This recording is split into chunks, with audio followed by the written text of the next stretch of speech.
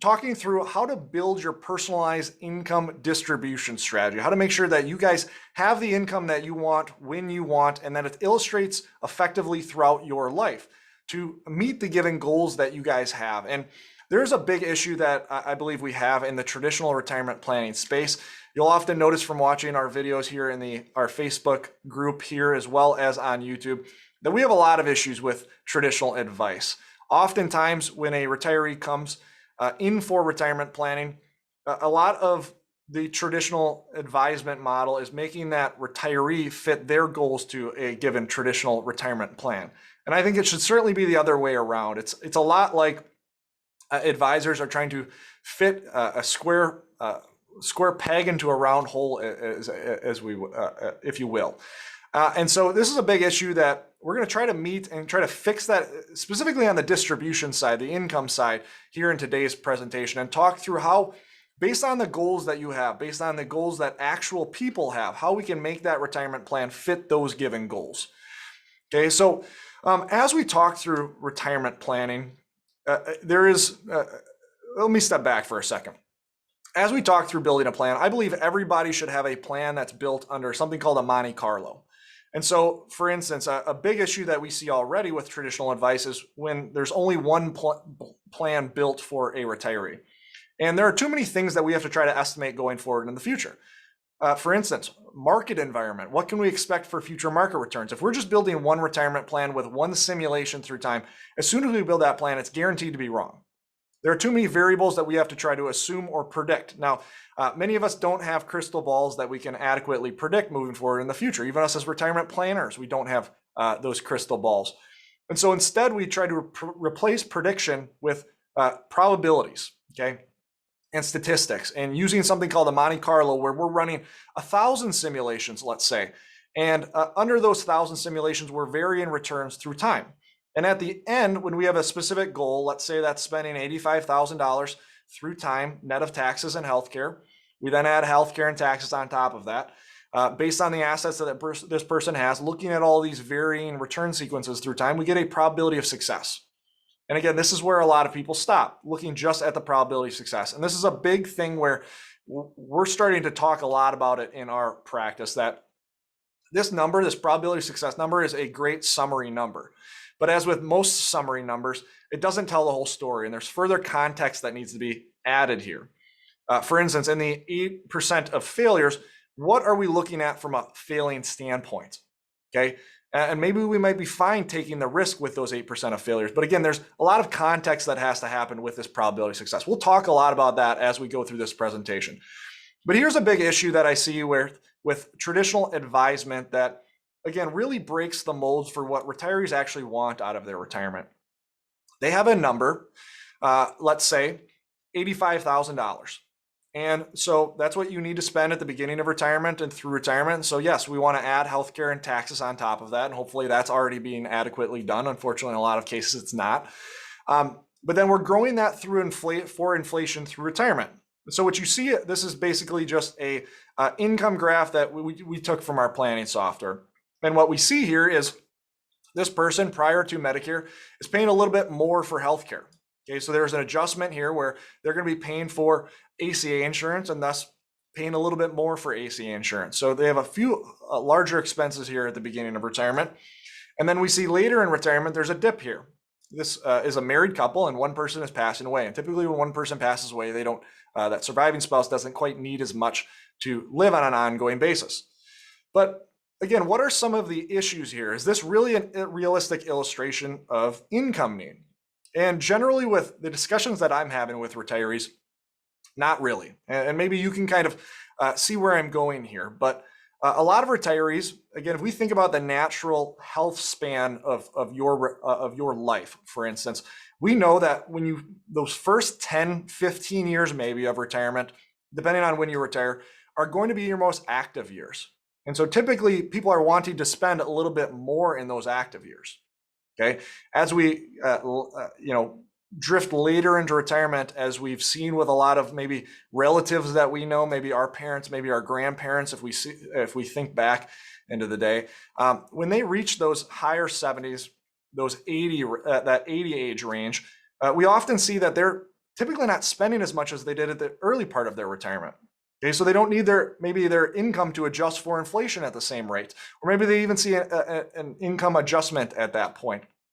But this kind of picture of taking income and just very brute force, just growing it for inflation through retirement, oftentimes doesn't mimic what an actual retiree wants. It's oftentimes assuming we need a lot more income, let's say, in the back half of this stretch here, and a lot less income in the first half of this stretch here.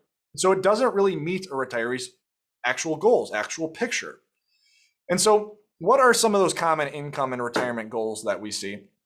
Well, kind of just speaking to a couple just out of the top of my head, again, spending more in the early years of retirement. Okay, maybe a common thing that we see is we work with a lot of people that were great savers. Okay, while they were working, they saved for retirement. They often forewent a lot of the goals that they might have had. They maybe didn't travel as much while they were working and growing a family because, again, they were constantly delaying future gratification, if you will, delaying until retirement. And now that they're retired, wanting to spend a lot more in those first early years, make up for a lot of the travel that they missed out on. Well, typically that means a lot larger budget early in retirement and maybe a smaller budget as we move through time, as we age and do less, spending less as well. Okay. A lot of times we talk with retirees that maybe they want to leave a legacy to the next generation, but not an unlimited legacy. Okay. In terms of current dollars, maybe that might be, I want to leave $500,000 to my two children. Or I want to leave $1 million, or there's typically some kind of cap where, as I'm talking with retirees, I ask, okay, let's say things go really well and you leave $5 million to the next generation. Okay, and typically I see an expression come across their face. Well, that feels like it'd be way too much. I want to leave a lot, but I want to leave some, but I also want to enjoy a lot more of my income if results look better than we initially might expect. So there's all of these goals that, again, this traditional financial retirement planning model, income model, doesn't exactly meet, okay? And so it's very important to understand as we move through this that we are not building a plan, or you should never build a plan and have that plan be the end of it, meaning that you build it at the beginning of your retirement, and that's the plan that you stick with through retirement. Oftentimes, as we've seen in the last few years, as we'll see as we go through this presentation, a plan has to be dynamic. It can't be static.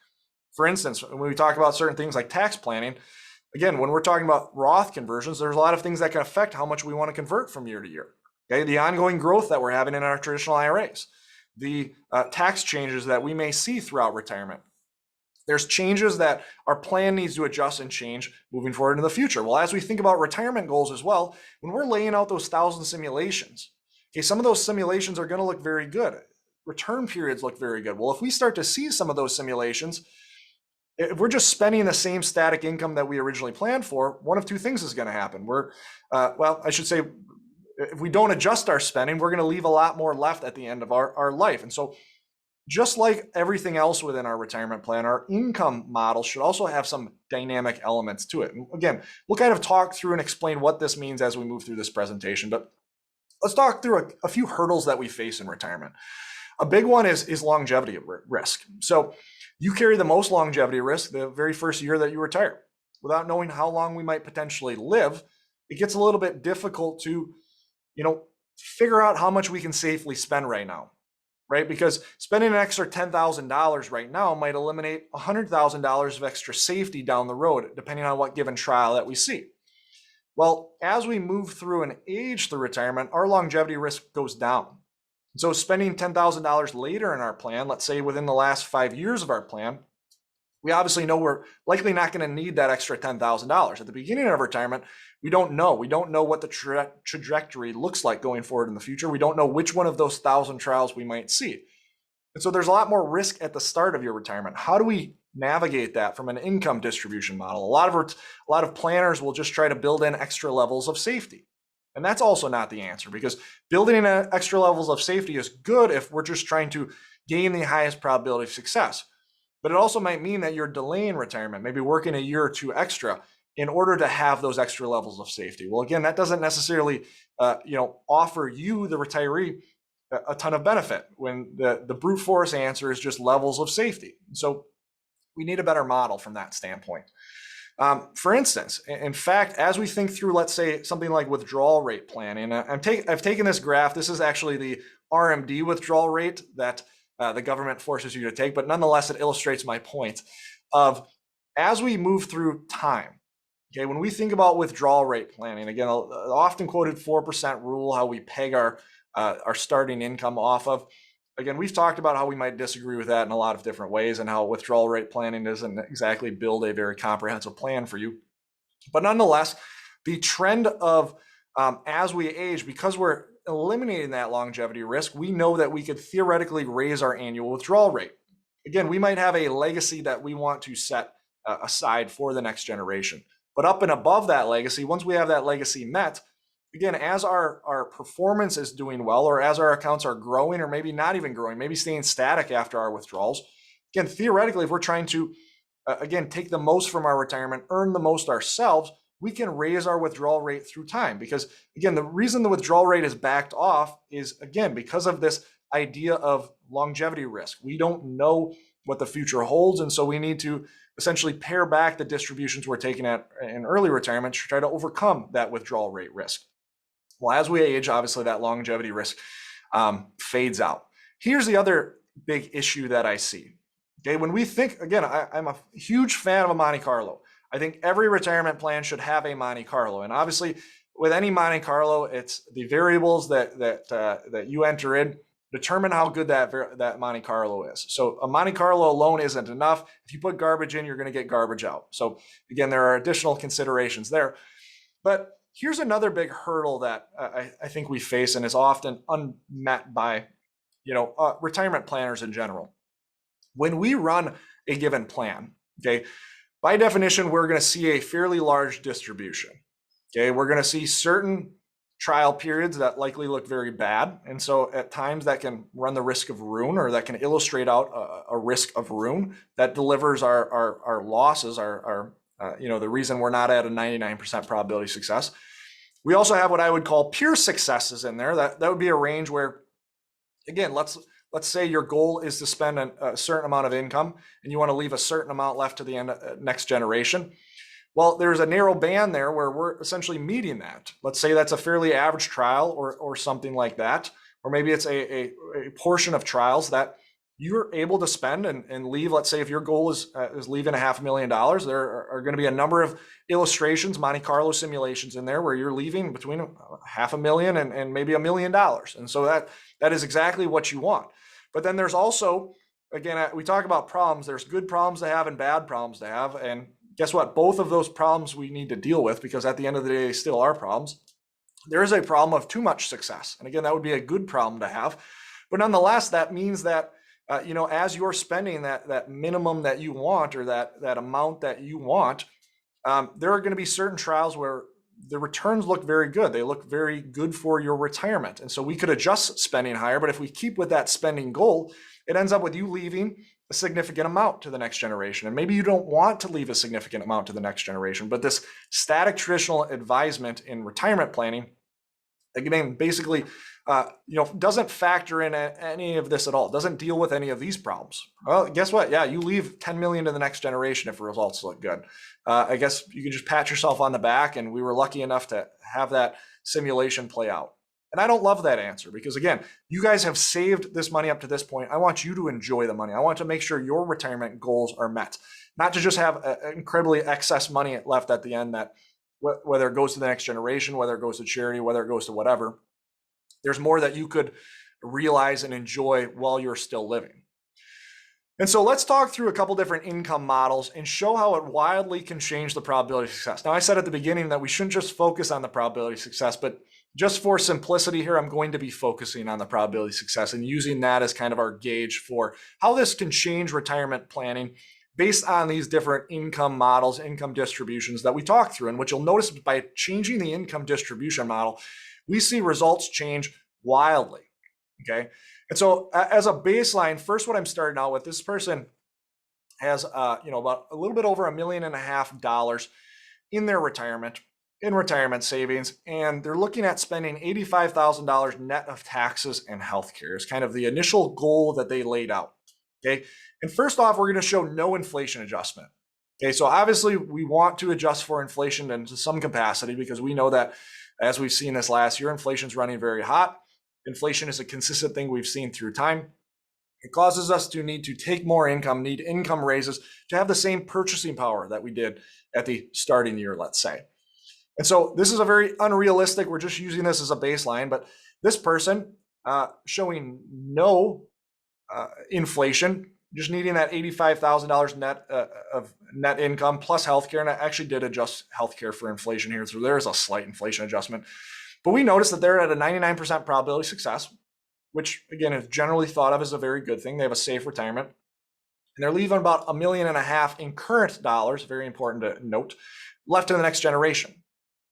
Okay, what if we go, and I would call this very brute force income method with no inflation? What happens if we update this with inflation, with some kind of inflation target? Okay, and we're updating it with a 2.25% inflation. So now, again, we're going back to that, what I would say is more of an unrealistic model for a income plan. We're taking that $85,000 and we're just assuming that they needed to spend that $85,000 through time, and they just are going to continue to spend that $85,000 regardless of what phase of retirement they're in. Okay, so again, I think that's unrealistic. I think there are adjustments as we move through time, and we'll talk through a lot of research that has gone into defining your income distribution model. But notice what happens to the probability of success. Now, again, we shouldn't focus just on probability of success, but let's say we are just focusing on probability of success. And they drop down to an 84% probability of success. So they now have 16% of cases that are failures.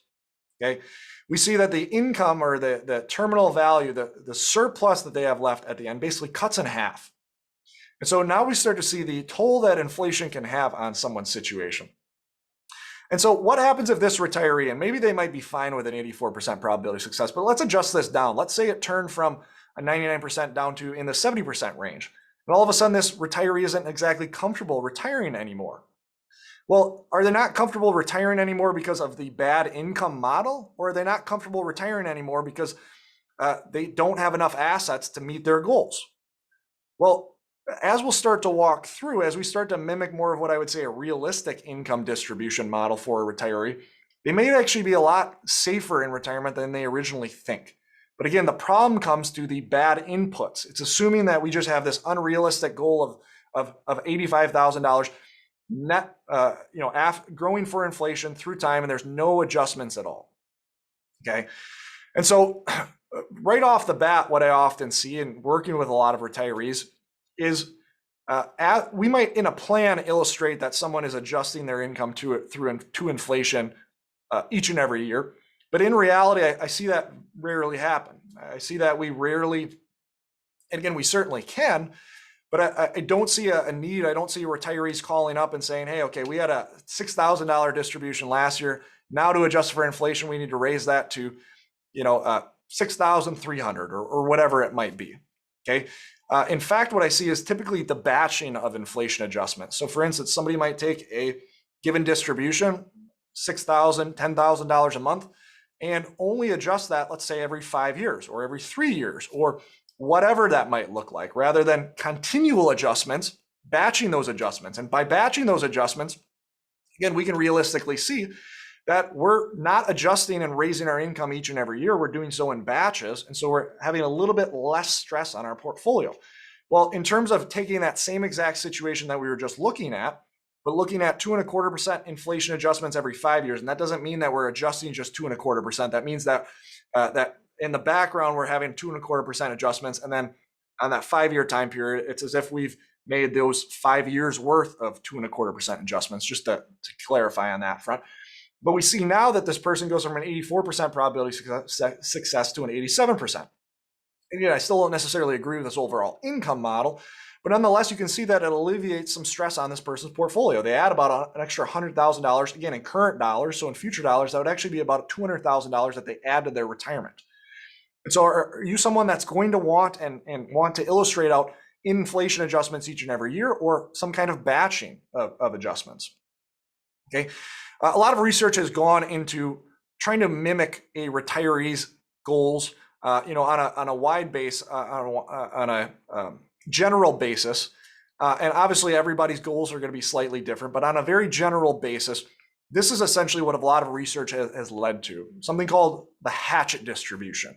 And basically what the Hatchet distribution is, you'll notice we have other retirement income here on the bottom and portfolio withdrawals. And so while someone is either delaying both Social Security benefits, delaying one Social Security benefit, and whatnot, they're taking a lot more from their portfolio early in retirement and taking less as we move through time. Now, this is inflation adjusted income just to make it easier to understand. But again, what we see oftentimes is someone taking a lot more in income at the early part of their retirement and it fading out through time. Maybe that might be adjusting slower to inflation. Maybe that might be just spending less because again, as we get older and we are doing less activities, we have less hobbies, we have less goals, we have, in general are just doing less things, we likely need less income accordingly. And then they'll notice a little bit of a jump there at the end to deal with some of those later year healthcare expenses. And so again, what we see is this is, for a lot of retirees, a lot more realistic picture. Higher spending in the first years and then fading through time. And notice this is a completely different income distribution model for someone's retirement. It's going to deliver a different probability of success, as we will show here in a second. And this is why they call it a hatchet. Essentially, we can kind of see this diagram here of this being a hatchet. And you'll notice the handle and then the face of the hatchet and whatnot. So they call it the hatchet distribution. But again, the main thing being that it's more of a dynamic model. It's trying to illustrate what an actual person's life looks like rather than just brute force. We're just increasing for inflation through time. And it leads to something called this decreased real spending smile. And so this idea that again, we have our minimum budget, okay? Our minimum budget is our basic living expenses. That would be things like shelter, food, utilities, all of those very basic living things that, again, think of a COVID lockdown, if you will, a complete shutdown of the world. How much do we actually still need to spend if we're just sitting at home doing just normal kind of low cost hobbies? What's the minimum that we need to spend to basically stay alive and cover our basic living expenses? Okay, we generally want that to increase pretty brute force for inflation. But then we have on top of that our, what I would say, more discretionary spending. And again, earlier in retirement, for a lot of retirees, that might mean travel. That might mean, different hobbies that they want to do more of, fly fishing, spending time with their grandchildren, purchasing a home, a second home, a vacation home up in the North Woods, a cabin that they can do a lot of summer activity with their entire family with. So we see, again, higher spending at the first part of retirement, and then that slowly drift through time. So this is that spending smile. And so what happens if we try to essentially mimic that for retirement? How does that change our distribution model?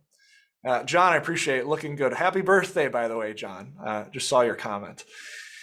So modeling this hatchet distribution model, where we have these more realistic changes through time. Okay.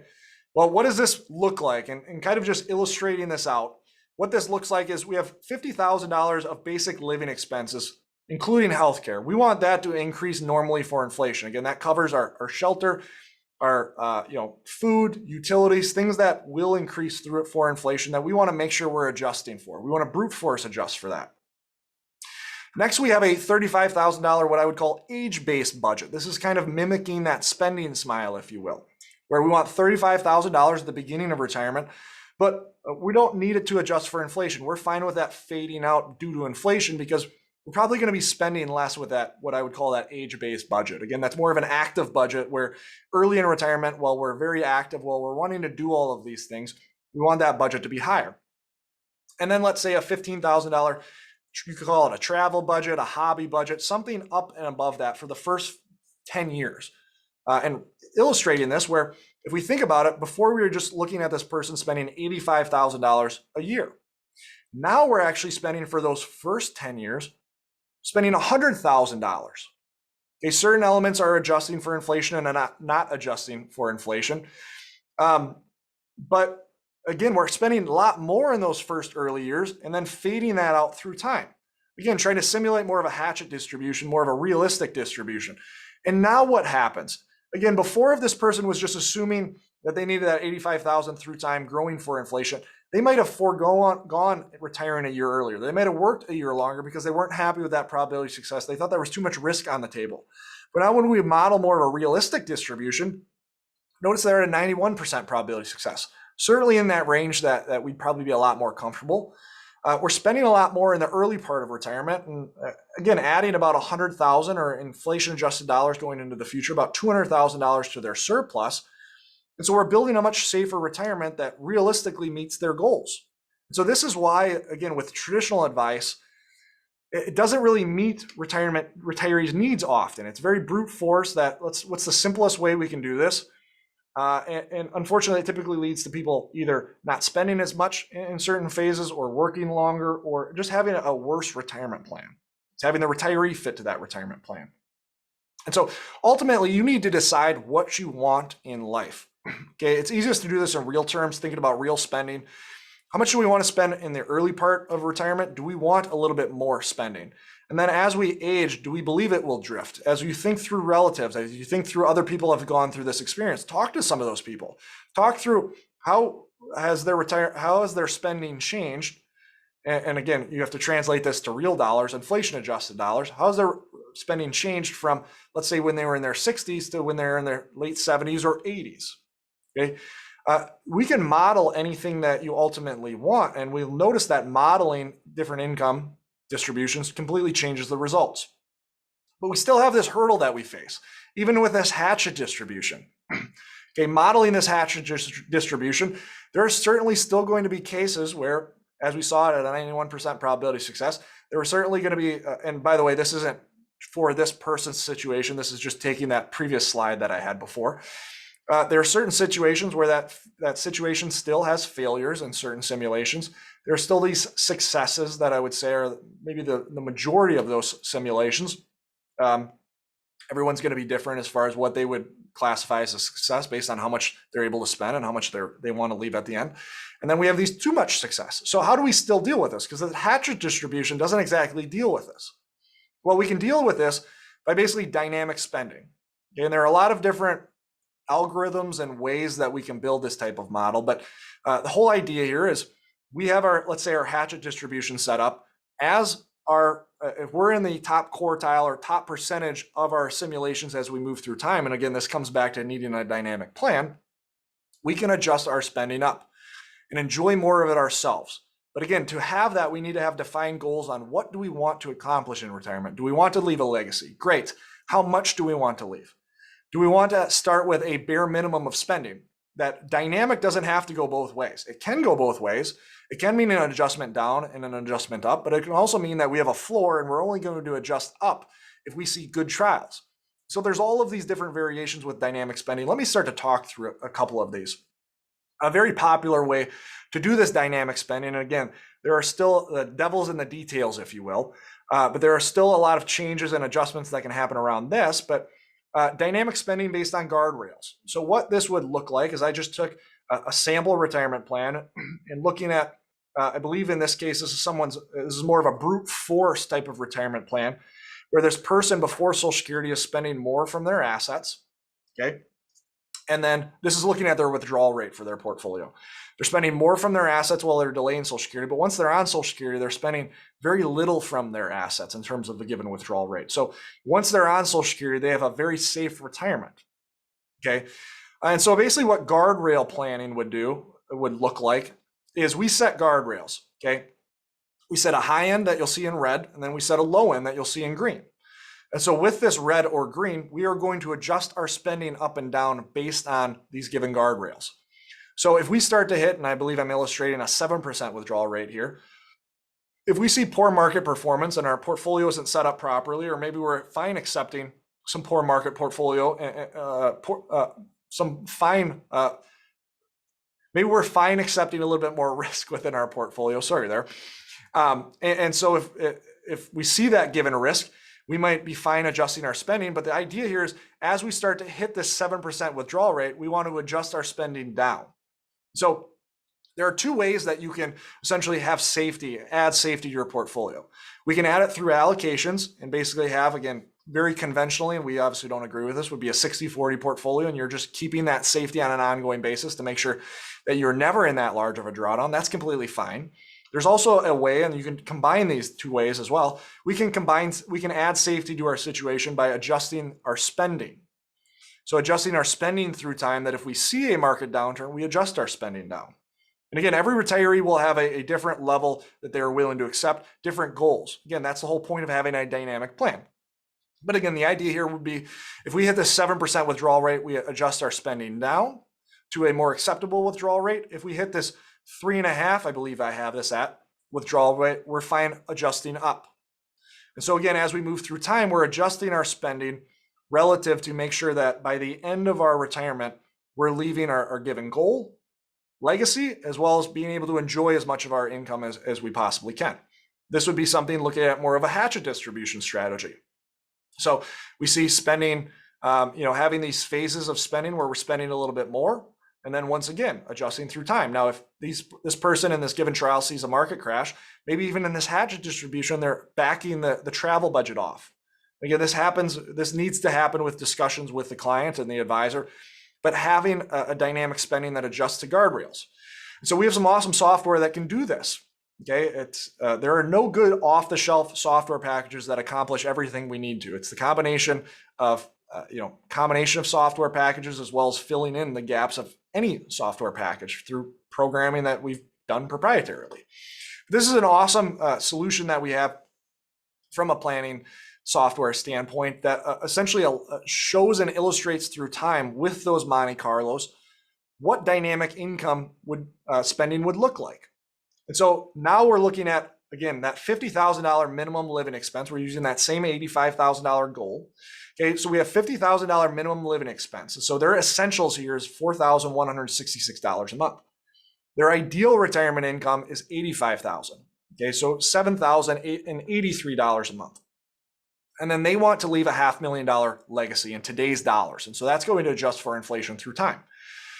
And so based on this, we can set parameters on how acceptable is it to have income adjustments.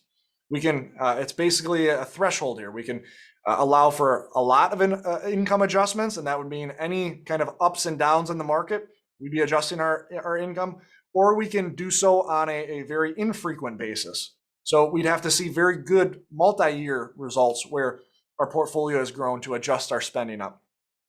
But nonetheless, we can see based on our discussions with this given person, right off the bat, where they're able to spend about $1,700 more than they were originally thinking. Again, leading to this dynamic spending. And you can see basically as their portfolio adjusts up and down, we can see the given kind of adjustments we would make at this point. And it shows the gross income and as well as the after tax. So we can also translate this to historical results. Now, I don't love the idea of just using historical as the one lens that we look through for the future. I guarantee you the next 100 years will not look exactly like the last 100 years. And so this is why I typically lead to Monte Carlo simulations rather than just using historical, but we can certainly use historical as one of those simulations. And so what we see, if you look at a rolling, again, I believe this person's retirement, we illustrated at 37 years. If we look at a rolling 37-year period, we can see essentially how, based on their given portfolio, historically, how much they could have optimally taken with still leaving that $500,000 goal. And what you'll notice is there is a wide gap between this. Notice they never really come close to needing to go below that minimum level. In fact, they don't even touch that in green here, that desired monthly income level. In fact, they're able to take quite a bit more as we start to dynamically adjust through time. And so what does this look like?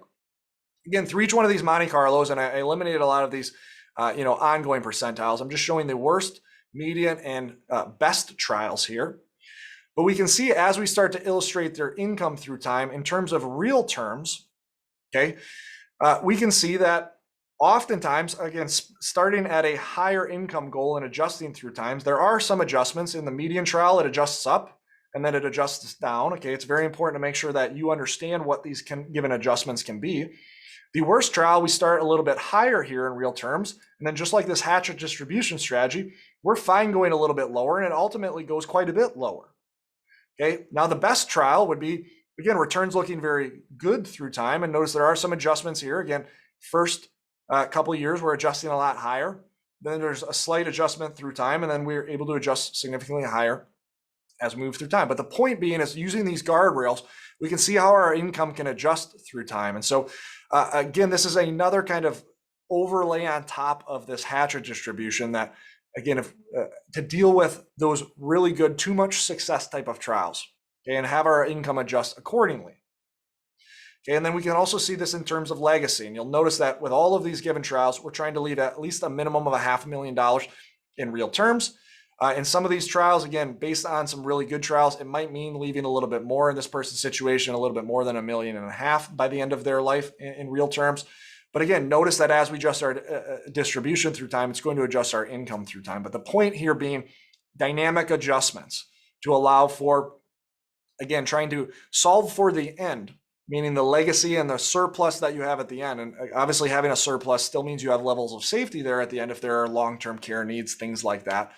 But adjusting and taking more of your income from your assets through time, enjoying more of the assets, the hard work that you've saved up through time. Okay. And so a lot of this, again, as we start to talk through these different income models, it's about plugging the leaky bucket, if you will, of retirement income planning. And again, traditional advice has a ton of holes within this bucket.